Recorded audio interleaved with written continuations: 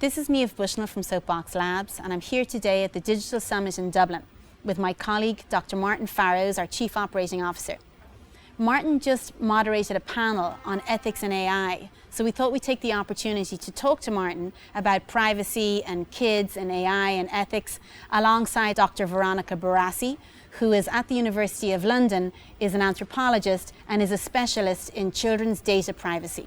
Let's start by asking Veronica about children's data privacy. So Veronica, why is privacy and digital rights so important for children? So protecting children's privacy has always been an important value for society. But today it's even more important because we are seeing a gathering of large amounts of personal data from before conception. And this data is gathered from a variety of sources and include the health data of the child, educational data, home data, social media data, and all this data can be aggregated into a unique ID profile that potentially can follow the child across a lifetime. So protecting children now is very important because we can protect their right to self-expression and moral autonomy, and also non-discrimination. Martyn, so when we talk about SoapBox Labs, we talk about privacy by design. What does that mean, and what are we doing for kids to protect their rights and their privacy that maybe others in the industry are not thinking about?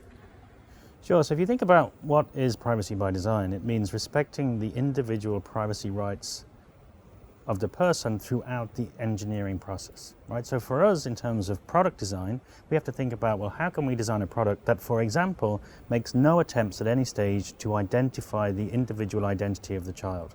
And if you think about that approach, it's almost like the reverse of what is out there currently in terms of voice assistants for adults. So voice assistants for adults rely on knowing who you are. You have to have an account in order to be able to start using the voice assistant. All of the data that is then collected is then associated with your account, associated to you, and it builds up a personal profile about you.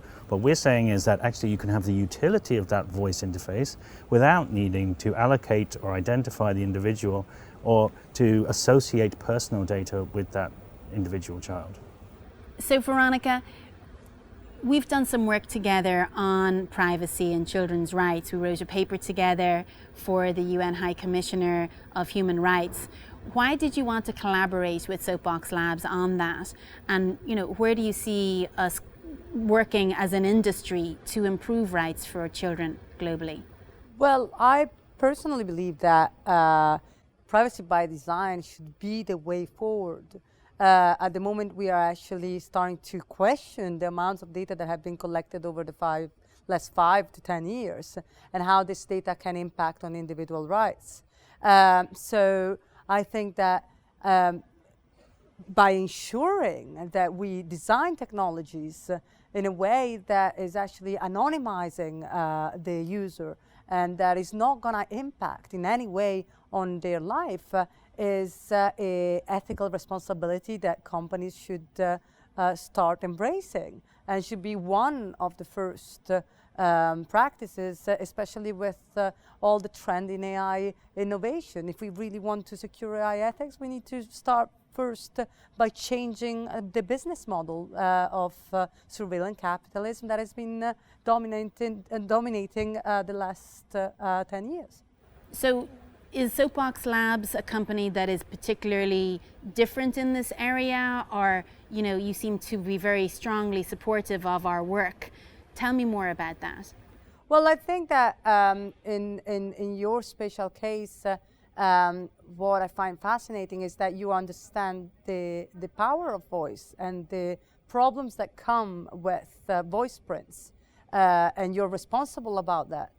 And a voice print can be extracted into biometric data. It can be used to identify different features in the child to predict health issues or a social and class background. Again, those predictions, they're not necessarily accurate, and they could harm the child.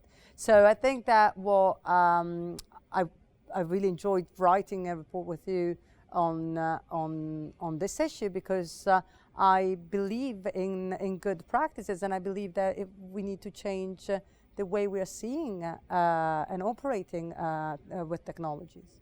So Martyn, we're seeing articles online about kids being 40% of the new users of technology and 40% of the new internet users are kids. We've woken up obviously 6 years ago at this point to the fact that kids needed specific voice technology for their voices in terms of accuracy. We also have acknowledged the need for safety that's specific to kids with the way that we've implemented privacy by design. Where is all of this going in the industry? Where are we taking it next? And where is the industry, the voice industry as a whole, taking privacy? You know, if you look at the regulatory environment for children, particularly as it relates to personal data, it's much stricter than it is for adults. And even in the voice space, you know, all voice data under COPPA, for example, is considered personal data, personally identifiable information.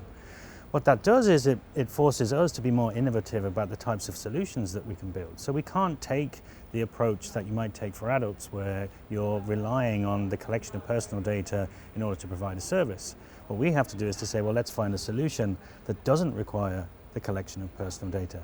The logical conclusion of that is to take all of this speech technology offline. If you take it offline, there is no personal data connected to the cloud. The personal data that's collected, if it is collected, stays on device.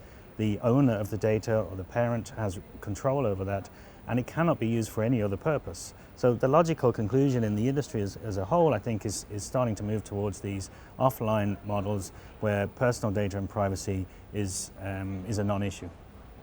Thank you, Martyn. So that's it from the Digital Summit in Dublin. Thank you for watching and for being interested in SoapBox Labs. You can find more on our website, soapboxlabs.com. Thank you.